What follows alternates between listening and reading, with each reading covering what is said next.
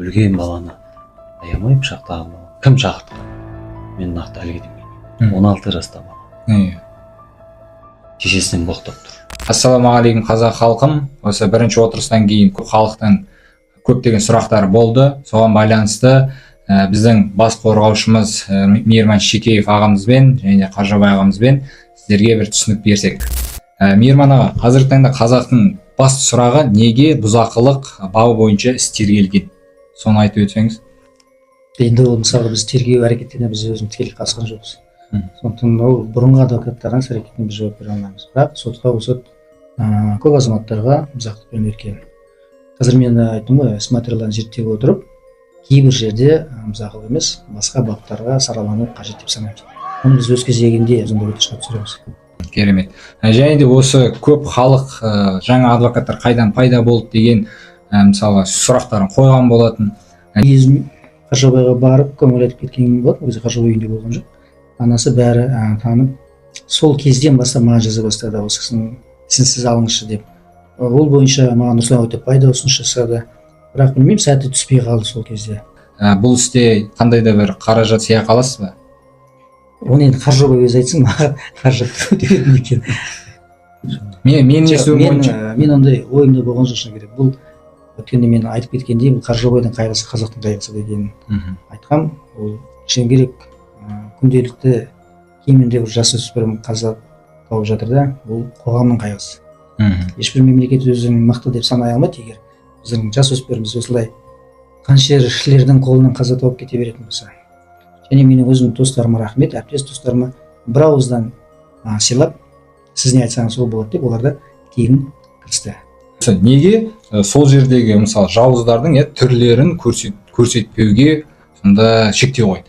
Көп жағдайда сотталушылардың құқы биігірек тұрады. Өйткені олар сотталып бара жатқандықтан бар мүмкіншілікті соларға беріледі. Сондықтан олардың талабы ол жерде бірінші орында тұрғандықтан, олар қарсы болғандықтан түрлерін көрсетпеу туралы қабылданды. Енді осы бірінші отырыс мәселесі бойынша сіздің негізгі осы прокурордың оқыған актісі сіз қалай ойлайсыз? Сонымен келісетін жерлеріңіз бар ма? Толықтай келісетін де жер бар, келіспейтін де жер.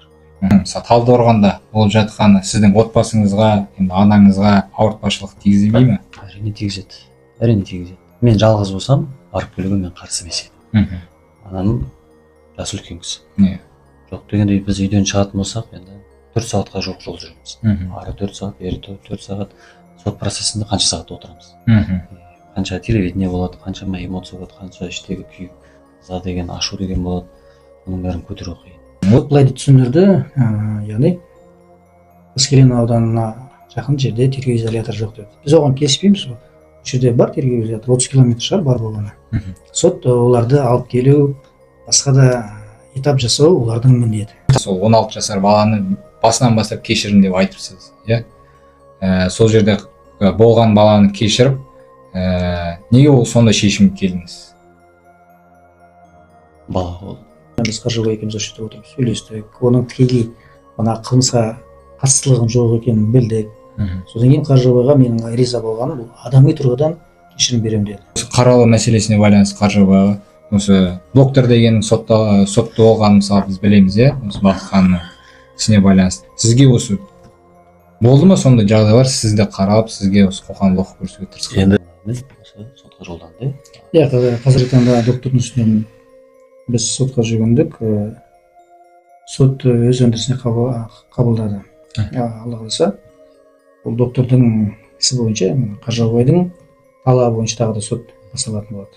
Қаржабайдың қайғысы қазақтың қайғысы деген айтқам.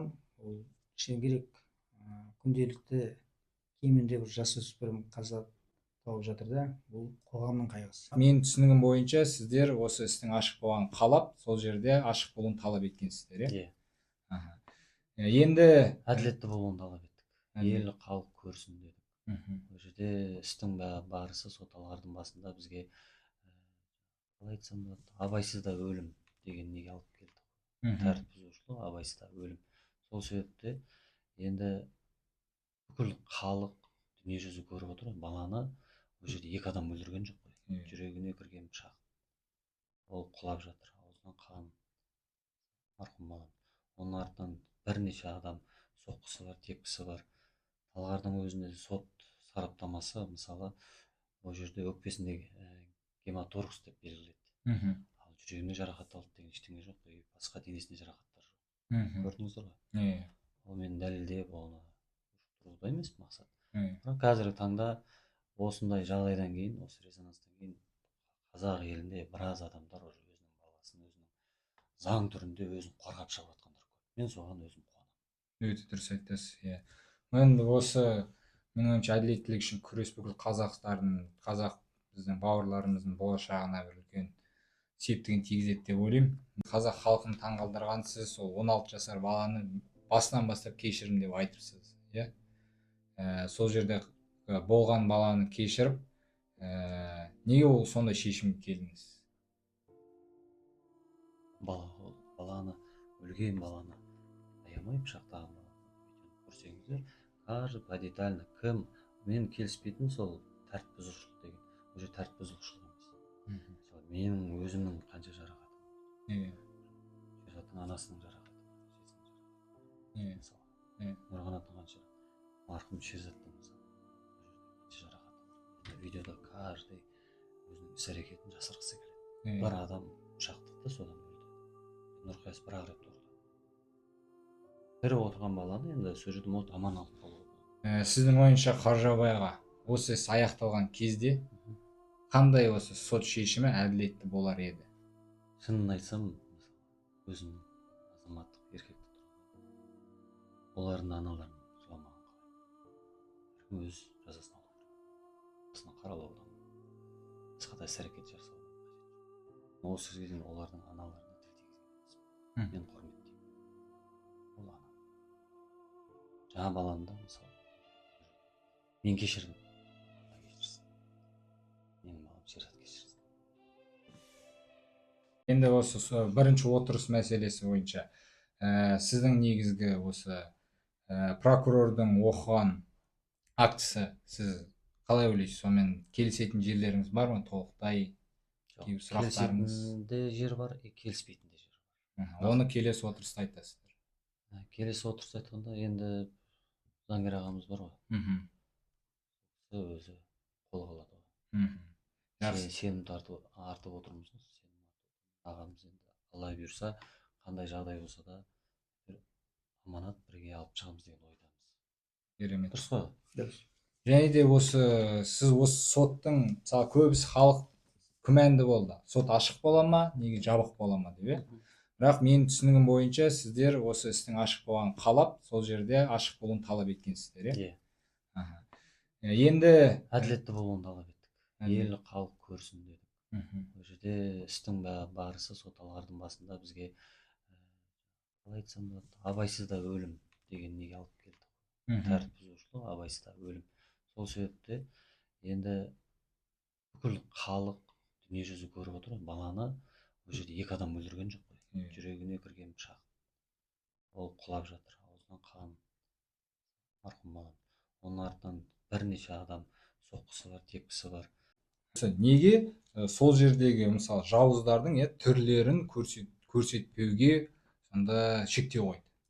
Жақсы қараңыз, бұл жерде қылмыстық процесс кодекстің талаптарына сәйкес көп жағдайда сотталушылардың құқы биігірек тұрады. Өйткені олар сотталып бара жатқандықтан бар мүмкіншілік соларға беріледі. Сондықтан олардың талабы ол жерде бірінші орында тұрғандықтан, олар қарсы болғандықтан түрлерін көрсетпеу туралы қаулы қабылданды.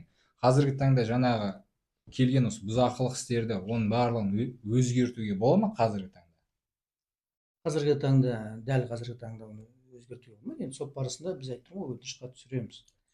Енді оны сот қанағаттандырады, қанағаттандырмайды, ол соттың. Қазіргі таңда қазақтың басты сұрағы неге бұзақылық бабы бойынша іс тергелген? Соны айтып өтсеңіз. Енді ол мысалы біз тергеу әрекеттеріне біз өзіміз тікелей қатысқан жоқпыз. Сондықтан ол бұрынғы адвокаттардың іс-әрекетіне біз жауап бере алмаймыз. Бірақ сотқа осы көп азаматтарға бұзақылықпен өткен. Қазір мен айттым ғой, іс материалдарын зерттеп отырып, кейбір жерде бұзақылық емес, басқа баптарға саралану қажет деп санаймыз. Оны біз өз кезегінде сот тергеу дейді ғой, өзі жасайды, сол кезде соның нәтижесінде біз ондай өтініш хат түсіреміз. Керемет. Және де осы көп халық жаңа адвокаттар қайдан пайда болды деген мысалға сұрақтарын қойған болатын.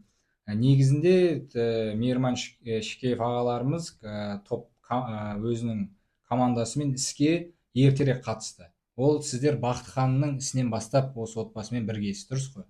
Иә, бастапқыда халық ішіне керек менің кезім Қаршабайға барып көңіл айтып кеткен болатын. Ол кезде Қаршабай үйінде болған жоқ.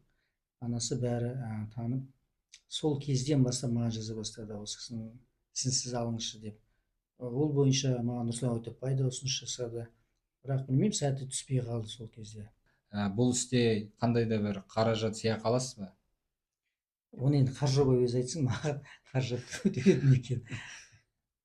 Мен естуім бойынша мен ондай ойымда болған жоқ, шыны керек. Бұл өткенде мен айтып кеткендей, бұл Қаршабайдың қайғысы қазақтың қайғысы дегенін айтқам. Ол шыны керек күнделікті кемінде бір жасөспірім қаза тауып жатыр да, бұл қоғамның қайғысы. Ешбір мемлекет өзін мықты деп санай алмайды, егер біздің жасөспіріміз осылай қаншерлердің қолынан қаза тауып кете беретін болса. Сондықтан мен өз бастамаммен тегін кірістік, және менің өзімнің достарыма рахмет, әріптес достарыма бір ауыздан сыйлап, сіз не айтсаңыз сол болады деп, олар да тегін кірісті.